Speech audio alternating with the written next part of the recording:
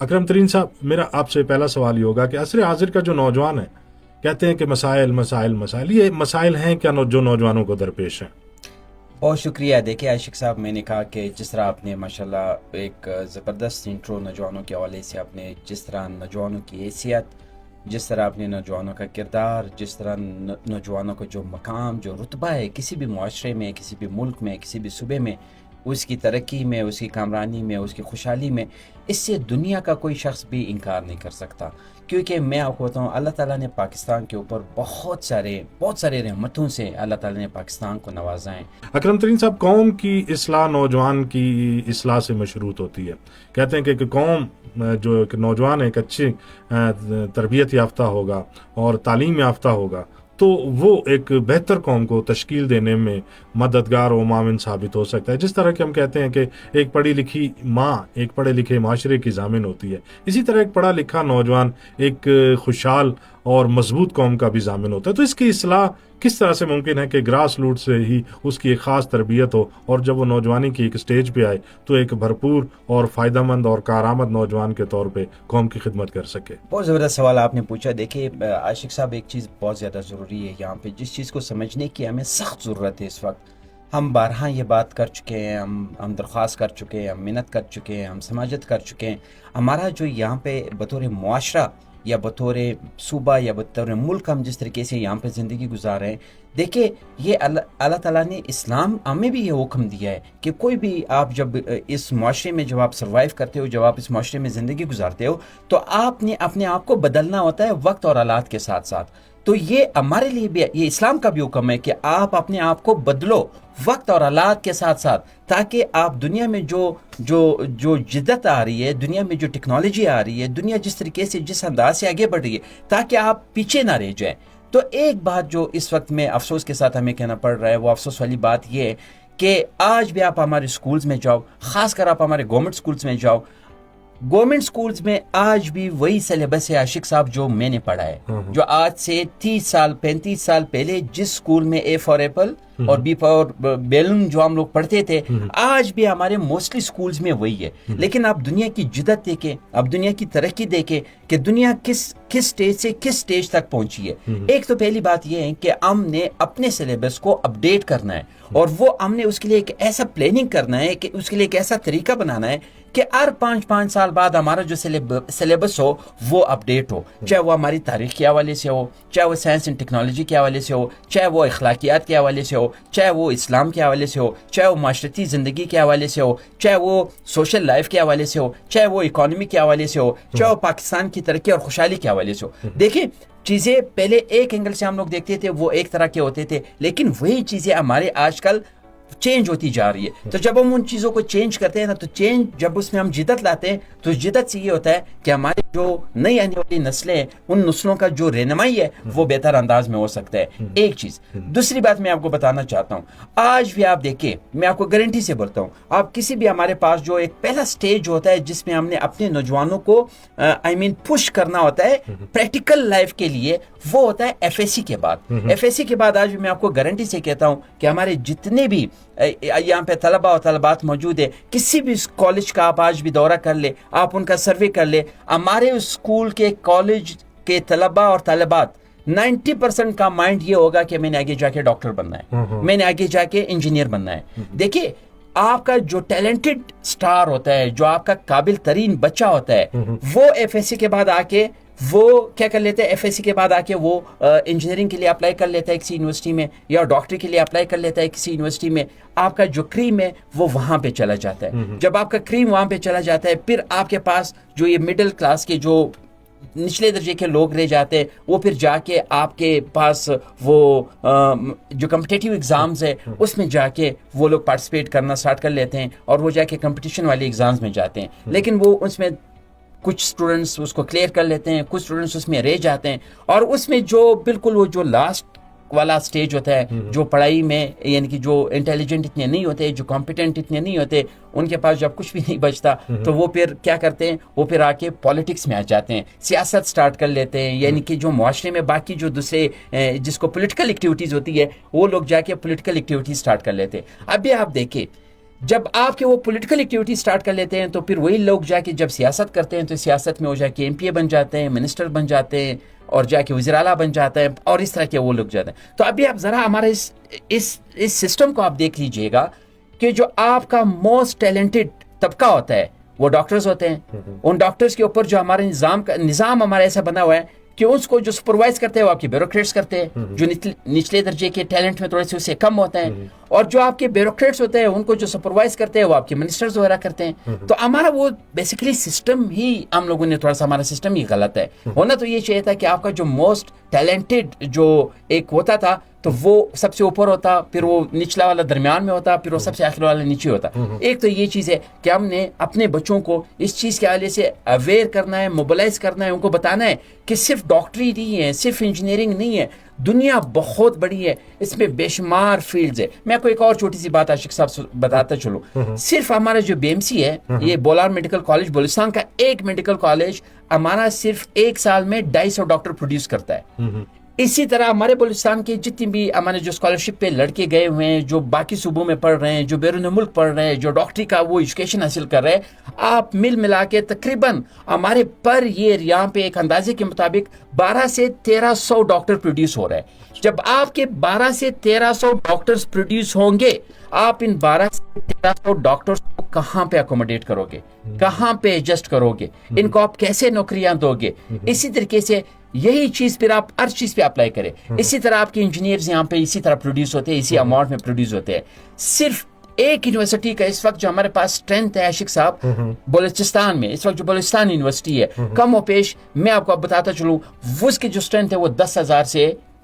زیادہ ہے. میں نے خود یہاں یہ ایس بی کے یونیورسٹی میں نے سرو کیا. جب تک میں ایس بی کے یونیورسٹی میں تھا اس وقت وہاں پہ اس کی اسٹرینتھ ہمارے ساتھ 13,000 بچے وہاں پہ پڑھ رہی تھی. اسی طریقے سے آپ جو بلوچستان کے دیگر اضلاع میں جو اس کے سب کیمپسز ہیں, خوزار یونیورسٹی ہے, گوادر یونیورسٹی ہے, تربت یونیورسٹی ہے, آپ باقی یونیورسٹیز میں بھی آپ چلے جائیں تو آپ اندازہ کر لیں کہ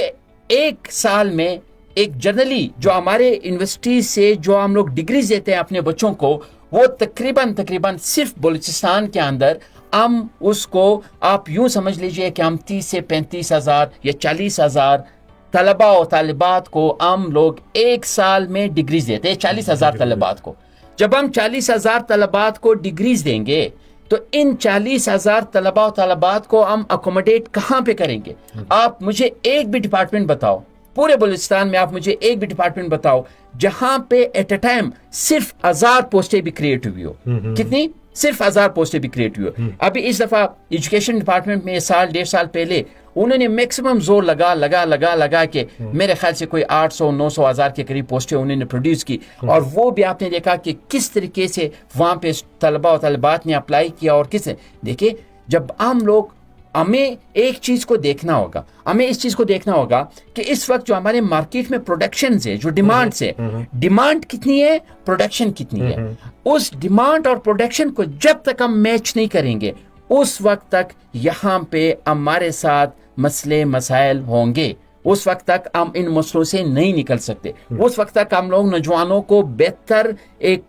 ایک بہتر زندگی نہیں دے سکتے. جب ہمارا نوجوان ماسٹر کر کے 17-18 سال جب وہ یونیورسٹی جاتا ہے, پڑھتا ہے, ایگزامز دیتا ہے, پریزنٹیشنز دیتا ہے, ٹریول کرتا ہے, ہاسٹل میں رہتا ہے, خرچے کرتا ہے, گھر سے دور, بھائیوں سے دور, ماں باپ سے دور, جب وہ ہر طریقے سے پریشر کو ایبزارو کر کے اپنے اوپر یہ محنت کرتا ہے, 18 سال وہ اسی چیز میں گزار لیتے ہیں. اور 18 سال کے بعد جب ہم اس کے ہاتھ میں ڈگری تھماتے ہیں اور اس ڈگری کو تھمانے کے بعد جب ہم اس کو کوئی روزگار نہیں دیتے, جب ہم کے لیے کوئی ذریعہ معاش نہیں بناتے, جب ہم اس کو ایک بہتر زندگی نہیں دیتے, تو ظاہر سی بات ہے عاشق صاحب ہمارا نوجوان مایوس تو ہوگا نا. جب مایوس ہو, یہ اس کی وجہ کیا ہے؟ اس کی وجہ یہ ہے کہ ہم نے مختلف طریقوں سے, جس سے بھی چیمبر آف کامرس, اس کے میں آگے آپ سے اس کے حوالے سے بات کروں گا, ہم نے ان نوجوانوں کو اسکلفل بنانا ہے. ایک اسکلفل نوجوان جو ہوتا ہے نا, اس کو نو ڈاؤٹ اس کو ایجوکیشن ہو, ہاؤ نو ہو, اس کو فنڈامنٹل ایجوکیشن ہو,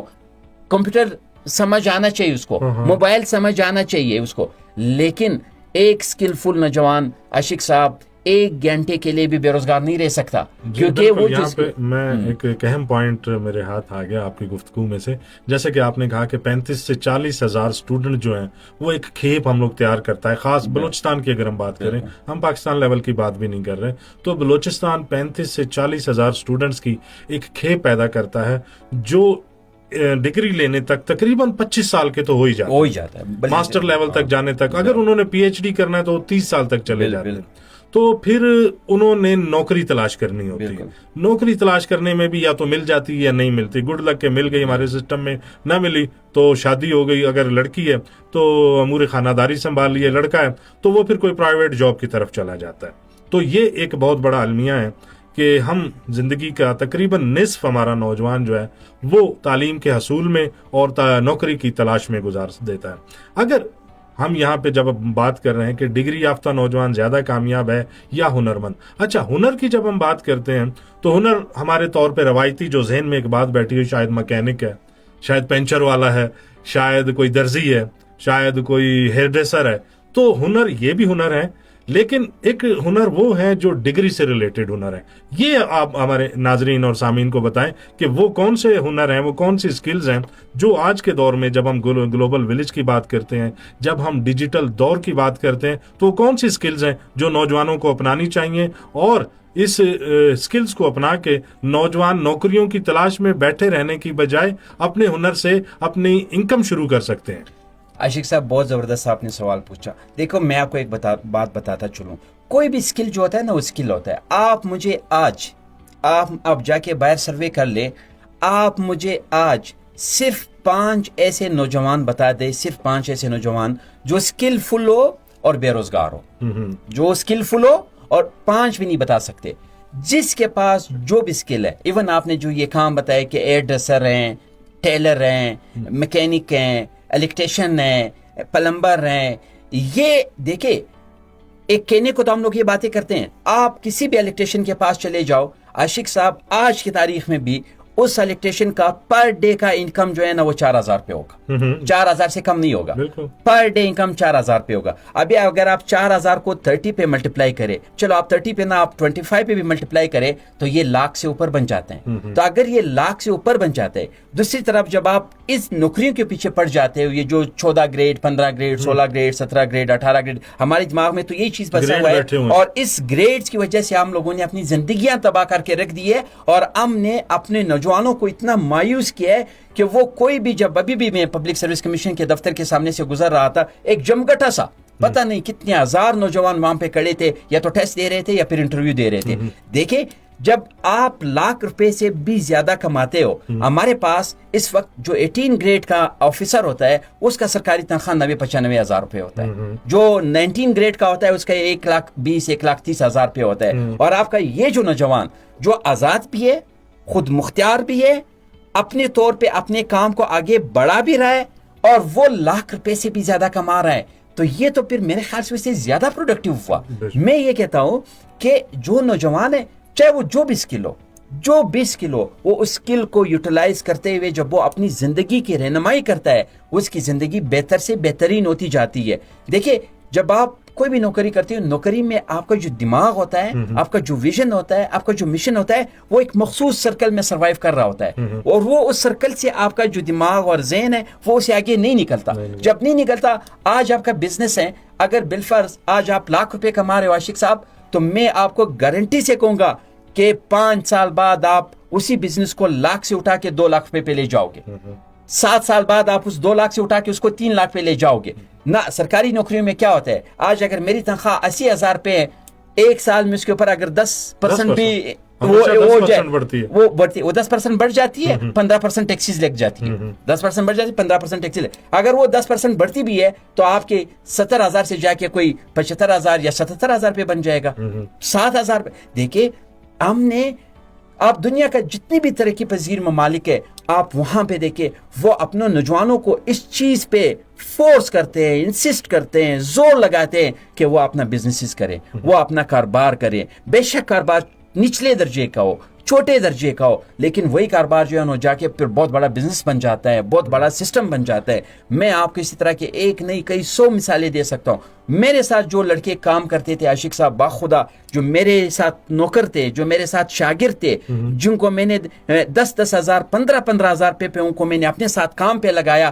آج میرے وہی شاگرد اس وقت کروڑوں کے مالک ہیں, ان کی بڑے بڑے پراپرٹیز ہیں, ان کے بڑے بڑے بزنسز ہیں. یہ چیزیں کبھی بھی کسی سرکاری نوکری میں پاسبل ہی نہیں ہے, ممکن ہی نہیں ہے. یہ تو ایک بات جو آپ نے کہا کہ جو نچلے درجے سے ایک 10,000 سے اگر کوئی بندہ کسی جا کے کوئی اسکلفل نوکری سٹارٹ کر لیتا ہے اور آج وہ کروڑوں کا مالک ہے, جو کہ میں آپ کو گراؤنڈ پہ دکھا سکتا ہوں کہ یہ بندہ ہے, یہ بندہ ہے, یہ بندہ ہے, میں آپ کو وہ بتا سکتا ہوں کہ یہ لوگ ہیں. اسی طریقے سے تو یہ نچلے درجے کے جنہوں نے کاروبار سٹارٹ کیے. اسی طریقے سے ہمارے پاس جو آج کل کے پڑھے لکھے نوجوان ہیں, جو ماسٹرز کی ڈگری کر لیتے ہیں, جو گریجویٹس کر لیتے ہیں, پھر وہ فائلیں ہاتھ میں اٹھا کے ایک دفتر سے دوسری دفتر کا ٹوکرے کھاتے ہیں, ایک دفتر سے دوسرے دفتر میں جاتے ہیں, ایک جگہ سے دوسری جگہ جاتے ہیں. ان کو میرے خصوصی طور پہ یہ ایڈوائس ہے, یہ مشورہ ہے, یہ سجیشن ہے, ان کو میں یہ بتانا چاہتا ہوں کہ دیکھیں آج کل جو آپ کا تعلیم ہے, اللہ تعالیٰ نے جو آپ کو علم دیا ہے, شعور دیا ہے, موبلائزیشن دیا ہے, آپ اس کو ایک بہتر انداز میں یوٹیلائز کر سکتے ہو. کیسے کریں گے آپ؟ آج کل جو ہمارے پاس آن لائن بزنسز ہیں, آپ اس کو بہت اچھے انداز میں کر سکتے ہو. وہ اتنا بڑا بزنس ہے کہ آپ گھر پہ بیٹھے آپ خاصا کاروبار سٹارٹ کر سکتے ہو.